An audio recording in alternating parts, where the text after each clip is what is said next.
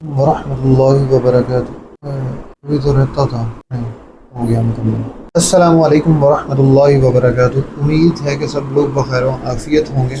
ہم جناب پڑھنے جا رہے ہیں، دن میں ہم نے شروع کیا تھا 120 سپیچز، ایک بک تھی 214 پیجز کی، اس میں کافی سارے خالی ہیں، تو میرا خیال 100 پیجز کی ہے۔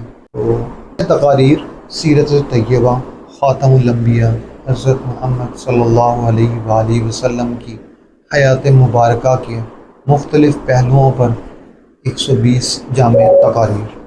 یہ میرے پاس جو ہیں تقاریر وہ اویلیبل ہیں، میں ڈرائیو انشاءاللہ ایک دو دن کے اندر ڈرائیو پہ اپلوڈ کر کے تو وہاں پہ لنک بھی لگا دوں گا، کومنٹس کے اندر انشاءاللہ آ جائے گا۔ شروع کرتے ہیں۔ کم و بیش جلد اول تقاریر 1 تا 10، کم و بیش 3 منٹ کی جامع تقاریر مع مستند قرآنی آیات و احادیث مبارکہ۔ تیار کردہ نوٹ بک ہے، تاریخ جو ہے وہ اگست کے اندر ہی تیار کی ہے، بلکہ کل کی ہے، بلکہ آج ہی صبح اس کو مکمل کی ہے۔ کل شروع کیا تھا لیکن وہ چونکہ جو ایل ایم ہے وہ جواب دے گیا تھا تو پھر دوسرے سے یہ تیار کروائی ہے۔ تو ہم شروع کرنے جا رہے ہیں جی، ہم 27 صفحے پڑھ چکے تھے، آگے چلتے ہیں۔ جلد دوم تقریر، پہلی تقریر ہوگی جی، یعنی 11ویں تقریر ہے۔ تقریر حضرت محمد صلی اللہ علیہ وآلہ وسلم بحیثیت رحمت للعالم۔ دوم حضرت محمد بحیثیت بشیر و نصیر، حضرت محمد بحیثیت سراج منیر، حضرت محمد صلی اللہ علیہ وآلہ وسلم بحیثیت شافع محشر، حضرت محمد صلی اللہ علیہ وآلہ وسلم بحیثیت رؤوف الرحیم، حضرت محمد صلی اللہ علیہ وآلہ وسلم بحیثیت مظلوموں کے حامی و مددگار، حضرت محمد صلی اللہ علیہ وآلہ وسلم بحیثیت ہمسایہ، حضرت محمد صلی اللہ علیہ وآلہ وسلم بحیثیت خادم خلق، حضرت محمد صلی اللہ علیہ وآلہ وسلم بحیثیت صابر و شاکر، حضرت محمد صلی اللہ علیہ وآلہ وسلم بحیثیت صاحب جود و سخا۔ شروع کرتے ہیں جی، بسم اللہ الرحمن الرحیم۔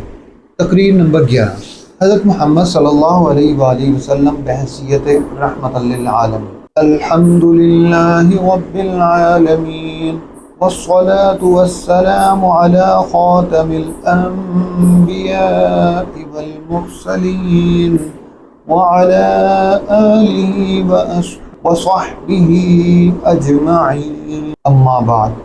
جناب صدر اور معزز حاضرین وقار، آج مجھے جس موضوع پر لب کشائی کا موقع ملا ہے وہ کائنات کی سب سے بڑی اور عالمگیر حقیقت کا بیان ہے، یعنی حضرت محمد صلی اللہ علیہ وآلہ وسلم بحیثیت رحمت للعالمین۔ وما أرسلناك إلا رحمة للعالمين بعد أعوذ بالله من الشيطان الرجيم۔ سورۃ الانبیاء 108۔ ترجمہ، اور ہم نے آپ کو تمام جہانوں کے لیے رحمت بنا کر ہی بھیجا ہے۔ انما بعثت رحمہ، صحیح مسلم 2599، مجھے تو محض رحمت بنا کر بھیجا گیا ہے۔ معزز حاضرین، لفظ العالمین میں صرف انسان ہی نہیں بلکہ کائنات کی ہر مخلوق شامل ہے، خواہ وہ جن و انس ہوں، پرندے ہوں، جانور ہوں یا نباتات۔ حضور اکرم صلی اللہ علیہ وآلہ وسلم کی بعثت سے پہلے دنیا ظلم و بربریت کی گٹا ٹوپ اندھیروں میں ڈوبی ہوئی تھی، بیٹیوں کو زندہ درگور کیا جاتا تھا، کمزوروں کا جینا دوبھر تھا اور جانوروں پر بے پناہ ظلم ہوتا تھا۔ آپ صلی اللہ علیہ وآلہ وسلم تشریف لائے تو رحمت کا ایسا مدینہ، ایسا میਂہ برسا کہ کائنات کا ذرہ ذرہ نہال ہو گیا۔ آپ صلی اللہ علیہ وآلہ وسلم نے دشمنوں کے لیے بھی کبھی بد دعا نہ فرمائی۔ طائف کے میدان میں جب آپ صلی اللہ علیہ وآلہ وسلم کو لہو لہان کیا گیا اور پہاڑوں کا فرشتہ حاضر ہوا کہ اگر آپ صلی اللہ علیہ وآلہ وسلم حکم دیں تو ان بستیوں کو پہاڑوں کے درمیان پیس دیا جائے، تو رحمت مجسم صلی اللہ علیہ وآلہ وسلم نے فرمایا نہیں، بلکہ مجھے امید ہے کہ اللہ ان کی نسلوں سے ایسے لوگ پیدا کرے گا جو صرف ایک اللہ کی عبادت کریں گے۔ جانوروں کے حقوق مقرر کرتے ہوئے آپ صلی اللہ علیہ وآلہ وسلم نے بھوکے اونٹ کے مالک کو ڈانٹا اور فرمایا کہ ان بے زبانوں کے معاملے میں اللہ سے ڈرو۔ آپ صلی اللہ علیہ وآلہ وسلم کی رحمت دوست و دشمن، مومن و کافر سب کے لیے عام تھی۔ آخر میں یہی کہوں گا کہ اگر ہم آج بھی اپنے معاشرے کو امن و سکون کا گہوارہ بنانا چاہتے ہیں تو ہمیں آپ صلی اللہ علیہ وآلہ وسلم کی اس صفت رحمت کو اپنی زندگیوں میں نافذ کرنا ہوگا۔ اللہ تعالیٰ ہمیں آپ صلی اللہ علیہ وآلہ وسلم کے نقش قدم پر چلنے کی توفیق عطا فرمائے۔ وما علینا الا البلاغ۔ تقریر نمبر 12 یعنی 11 اور یہ دوسری تقریر ہے۔ حضرت محمد بحیثیت بشیر و نذیر۔ الحمدللہ رب العالمین والصلاة والسلام علی خاتم الانبیاء والمرسلین وعلى آلہ وصحبہ اجمعین، اما بعد۔ صدر ذی وقار اور حاضرین مجلس، آج کی اس بابرکت محفل میں میری گفتگو کا محور حضور اکرم صلی اللہ علیہ وآلہ وسلم کی وہ عظیم الشان صفات ہیں جن کا تذکرہ خود اللہ رب العزت نے قرآن مجید میں فرمایا ہے، یعنی آپ صلی اللہ علیہ وآلہ وسلم بحیثیت بشیر خوشخبری دینے والے اور نذیر خبردار کرنے والے۔ یا ایھا النبی انا ارسلناک شاہدا ومبشرا ونذیرا۔ سورۃ الاحزاب۔ ترجمہ: اے نبی، یقیناً ہم نے آپ کو گواہی دینے والا، خوشخبری سنانے والا اور ڈرانے والا بنا کر بھیجا ہے۔ وما ارسلناک الا کافۃ للناس بشیرا ونذیرا، اور ہم نے آپ کو تمام انسانوں کے لیے خوشخبری دینے والا اور ڈرانے والا بنا کر ہی بھیجا ہے۔ معزز سامعین، اللہ تعالیٰ نے اپنے پیارے حبیب صلی اللہ علیہ وآلہ وسلم کو 2 بنیادی ذمہ داریاں دے کر مبعوث فرمایا۔ ایک طرف آپ صلی اللہ علیہ وآلہ وسلم بشیر ہیں جو نیک اعمال کرنے والوں، ایمان لانے والوں اور اللہ کی رضا پر چلنے والوں کو ابدی کامیابی، مغفرت اور جنت کی لافانی نعمتوں کی خوشخبری سناتے ہیں۔ دوسری طرف آپ نذیر ہیں جو کفر، شرک، ظلم اور گناہوں کی دلدل میں پھنسے ہوئے لوگوں کو اللہ کے غضب، ناراضگی اور جہنم کے دردناک عذاب سے ڈراتے اور بچانے کی فکر کرتے ہیں۔ آپ صلی اللہ علیہ وآلہ وسلم کی یہ ڈرانے کی صفت کسی دشمنی یا غصے کی وجہ سے نہ تھی، بلکہ اس کے پیچھے امت کے لیے تڑپ اور بے پناہ ہمدردی تھی۔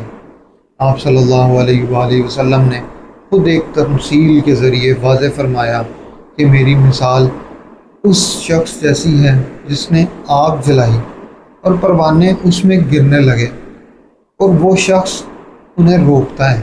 آپ صلی اللہ علیہ وآلہ وسلم بھی انسانوں کو جہنم کی آگ سے بچانے کے لیے ان کے دامن پکڑ کر کھینچتے تھے۔ سامعین محترم، آپ صلی اللہ علیہ وآلہ وسلم کی بشارتوں پر یقین رکھتے ہوئے نیک اعمال کرنا اور آپ صلی اللہ علیہ وآلہ وسلم کے انذار ڈرانے سے سبق سیکھتے ہوئے گناہوں سے بچنا ہی ایمان کا اصل تقاضا ہے۔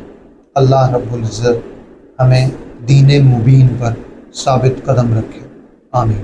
تقریر 13۔ حضرت محمد صلی اللہ علیہ وآلہ وسلم بحیثیت سراج منیر۔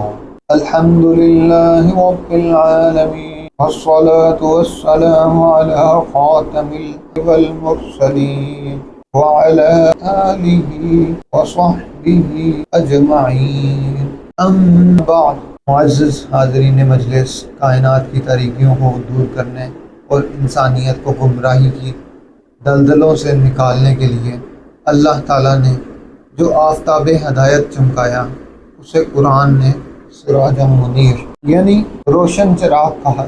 آج میری تقریر کا موضوع حضرت محمد صلی اللہ علیہ وآلہ وسلم بحیثیت سراج منیر ہو، وداعیا الی اللہ بإذنہ سراج منیر، کے حکم سے اس کی طرف دعوت دینے والا اور روشن چراغ بنا کر بھیجا ہے۔ معزز سامعین، سورج اور روشن چراغ کی خاصیت یہ ہوتی ہے کہ وہ خود روشن ہوتے ہیں اور اپنے آس پاس کی ہر چیز کو روشن کر دیتے ہیں۔ آپ صلی اللہ علیہ وآلہ وسلم کی ذات اقدس میں کائنات کے لیے ایک ایسا ہی ابدی اور لافانی چراغ ہے۔ آپ صلی اللہ علیہ وآلہ وسلم کی تشریف آوری سے قبل پوری دنیا جہالت، توہم پرستی اور اخلاقی پستی کے اندھیروں میں غرق تھی۔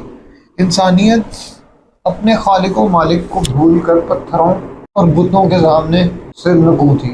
ایسے تاریک دور میں آپ صلی اللہ علیہ وآلہ وسلم سراج منیر بن کر جلوہ گر ہوئے اور کچھ کفر و شرک کی تمام تاریکیوں کا اور کافور ہو گئیں۔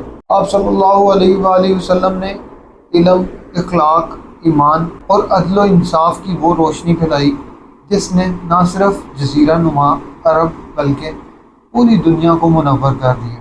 آج بھی اگر کوئی شخص گمراہی کے اندھیروں سے نکل کر ہدایت کی روشنی پانا چاہتا ہے تو اسے آپ صلی اللہ علیہ وآلہ وسلم کے اس روشن چراغ کی ضیاء پاشیوں سے فیض یاب ہونا پڑے گا۔ آپ صلی اللہ علیہ وآلہ وسلم کا اسوہ حسنہ تا قیامت آنے والے انسانوں کے لیے مشعل راہ ہے۔ جناب والا، ہمیں چاہیے کہ ہم آپ صلی اللہ علیہ وآلہ وسلم کی سنتوں کی روشنی میں اپنے دلوں کو منور کریں اور اس روشن چراغ کی تعلیمات کو عام کریں۔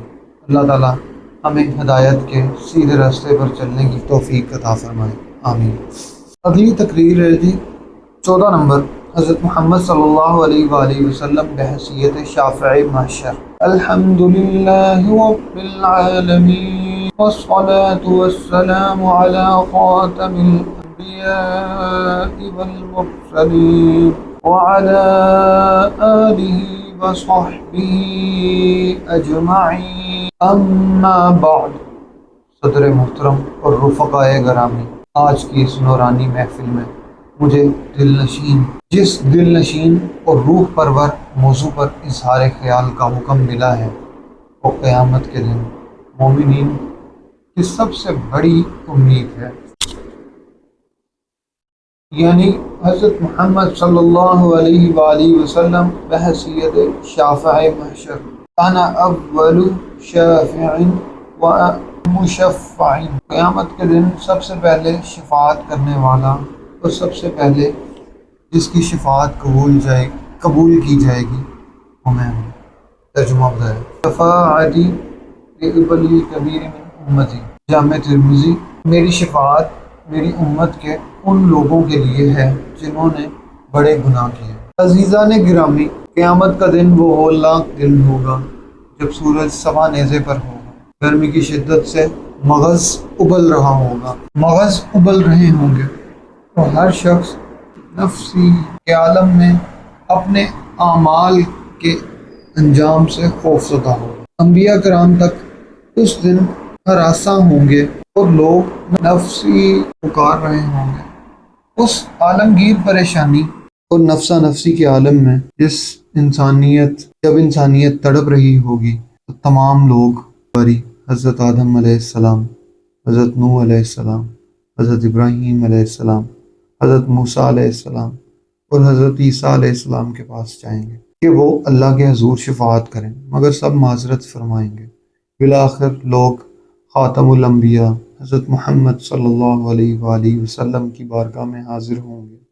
اس وقت آپ صلی اللہ علیہ وآلہ وسلم فرمائیں گے میں اس کام کے لیے ہوں۔ آپ صلی اللہ علیہ وآلہ وسلم عرش الہی کے نیچے سجدہ ریز ہو جائیں گے اور اللہ کی ایسی حمد و ثنا بیان کریں گے جو پہلے کسی نے نہیں کی ہوگی۔ تب رب کریم فرمائے گا، اے محمد صلی اللہ علیہ وآلہ وسلم، سر اٹھائیے، کہیے سنا جائے گا، مانگیے دیا جائے گا۔ اور شفاعت کیجیے، شفاعت قبول کی جائے گی۔ آپ صلی اللہ علیہ وآلہ وسلم اپنی گناہ گار امت کی بخشش کروائیں گے اور لوگوں کو جنت میں داخل فرمائیں گے۔ جناب صدر، شفاعت رسول صلی اللہ علیہ وآلہ وسلم پانے کا بہترین ذریعہ آپ صلی اللہ علیہ وآلہ وسلم پر کثرت سے درود و سلام بھیجنا اور آپ صلی اللہ علیہ وآلہ وسلم کی سنتوں کی دل و جان سے پیروی کرنا ہے۔ اللہ تعالیٰ ہمیں شفاعت مصطفیٰ صلی اللہ علیہ وآلہ وسلم سے مالا مال فرمائے، آمین۔ صبح کرتے ہیں جی، یہ ہمارے پاس 14 ہو گئی انشاءاللہ، 14 ہوئی ہیں، 100 باقی ہیں۔ جزاک اللہ۔